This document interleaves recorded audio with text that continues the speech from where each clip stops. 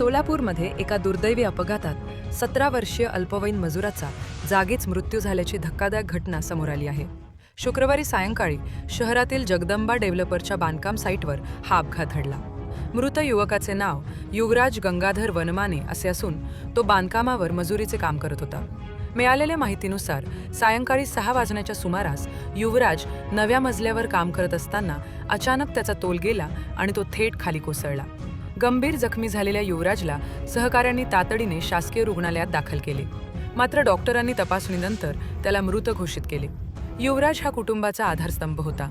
आर्थिक परिस्थिती हलाखीची असल्याने तो अल्पवयातच मजुरी करत होता. त्याच्या पश्चात आईवडील आणि एक भाऊ असा परिवार आहे. या घटनेमुळे परिसरात शोककळा पसरली आहे. दरम्यान बांधकाम साईटवर सुरक्षा नियमांचे पालन झाले होते का? युवराजला सेफ्टी बेल्ट, हेल्मेट किंवा सुरक्षा जाळी उपलब्ध करून देण्यात आली होती का? तसेच अल्पवयीन मुलाला धोकादायक कामावर कसे ठेवण्यात आले याचा तपास पोलीस करत आहेत.